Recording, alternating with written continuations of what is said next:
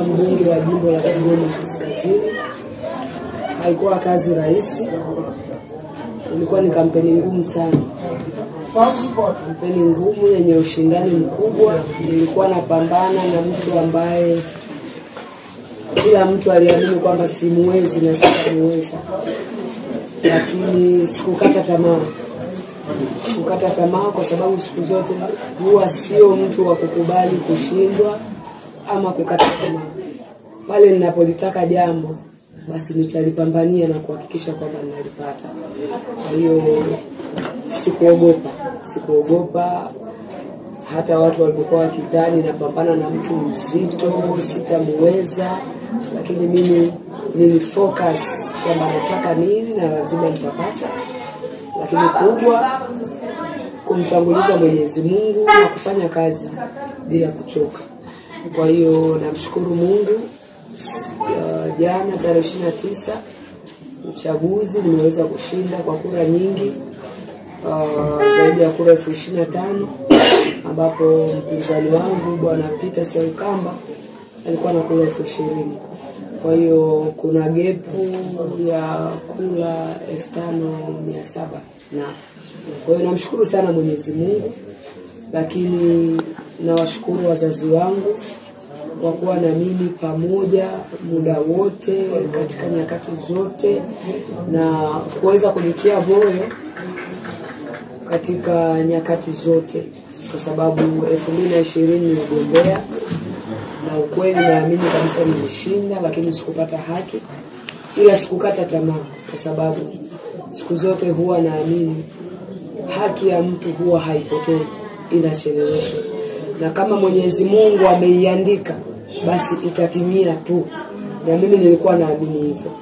Na sasa ni wakati wa Mungu. Mungu ameamua niwe mbunge wa jimbo la Kigoma Kaskazini. Amenipa kile ambacho ilikuwa ni ndoto yangu toka mdogo kuwa mbunge, lakini nikawa mbunge viti maalum. Bado shauku yangu iliendelea, nisiishie kwenye viti maalum.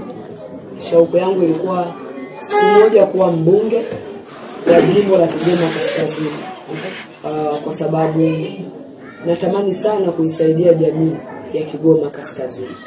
Kwa hiyo nadhani nikiwa mbunge wa jimbo nina room kubwa ya kuweza kuleta mabadiliko kwa kupitia pesa ya mfuko wa jimbo na kadhalika. Kwa hiyo namshukuru sana Mungu, nina furaha sana, lakini nishukuru ndugu zangu, marafiki zangu ambao siku zote wamekuwa wakinitia moyo,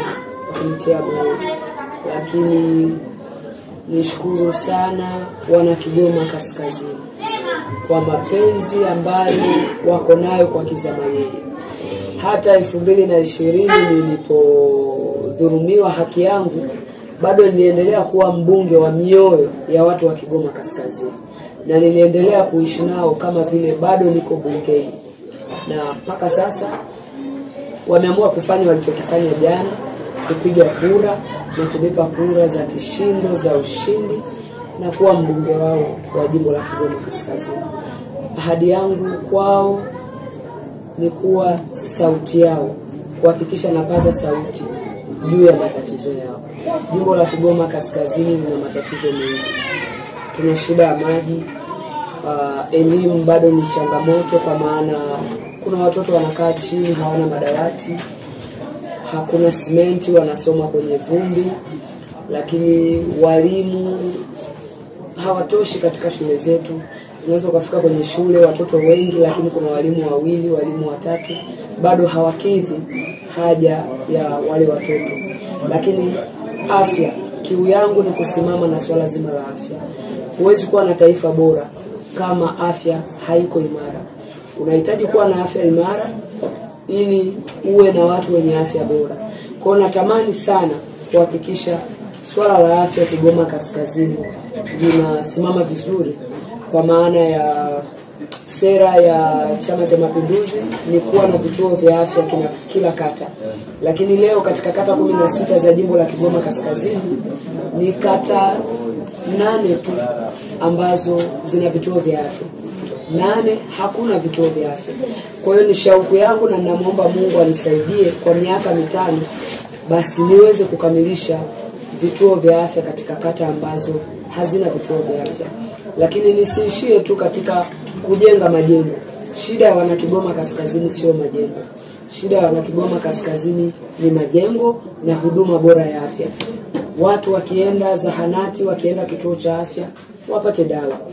Watu wakienda wakute kuna vifaa, ultrasound, x-ray machine, darubini. Lakini leo unapofika kwenye vituo vyetu vya afya, bado kuna changamoto ya vifaa. Bado kuna changamoto ya madaktari na manesi. Bado kuna changamoto ya dawa. Watu wanakwenda kutibiwa, lakini dawa haipatikani pale, inabidi akatafute pharmacy. Kwa hiyo natamani sana kupaza sauti, kuiambia serikali, kuishauri, kuishawishi, kuielekeza, na ikibidi kuikosoa, tuhakikishe kwamba swala la huduma ya afya kwa wana Kigoma Kaskazini iwe ni kipaumbele, ili tuwe na jamii ambayo ni bora. Lakini si hivyo tu, changamoto ya ajira. Natamani kusimamia changamoto ya ajira, hasa kwa vijana. Vijana wengi wako mtaani, hakuna ajira. Tunaambiwa tujiajiri, lakini anajiajiri vipi wakati mtu ametoka chuo, mtu amemaliza form 4? Maana yake watu wa kukaa mtaani watakuwa ni wengi. Kwa hiyo natamani kuwa mbunge wa tofauti, kuwakusanya vijana na kuona namna gani tunaweza tukatoka katika umaskini kwa kufanya vitu mbalimbali kama kilimo, study kazi, kupeleka vijana mbalimbali VETA na kujifunza kazi za mikono, lakini kuiambia serikali kuhakikisha kwamba wanatoa ajira kwa vijana na vijana wapate ajira. Lakini si hivyo tu, swala la maji, kina mama wanateseka, hawana maji. Vijiji vingi ukienda hakuna maji. Kina mama wanabeba ndoo za maji toka ni mabinti mpaka wanazeeka. Kwa hiyo natamani sera ya Chama cha Mapinduzi ya kumtua ndoo mama kichwani basi itekelezeke, tumtue ndoo mama kichwani. Yako mengi ambayo natamani kwenda kuyasimamia. Migogoro ya ardhi, kuna migogoro ya ardhi katika maeneo mbalimbali. Wakulima na wafugaji wanapigana, wanauana, lakini watu wananyang'anywa ardhi zao ambazo wamekaa kwa muda mrefu kwenye ardhi, lakini wanatolewa aidha kwa kupisha hifadhi na kadhalika. Yote ni mambo ambayo natamani kwenda bungeni kuyasimamia, na kwa miaka yangu 5 nihakikishe nayasimamia na kutatua changamoto za wananchi. Kwa hiyo niwaahidi wana Kigoma Kaskazini, ubunge kwangu ni wito. Ubunge kwangu nataka kuwasaidia watu. Nataka kuwa sauti ya wanyonge na walalahoi wa Kigoma Kaskazini. Kwa miaka 5 inshallah Mwenyezi Mungu anisaidie, anipa afya njema na niweze kusimama na matatizo ya wana Kigoma Kaskazini.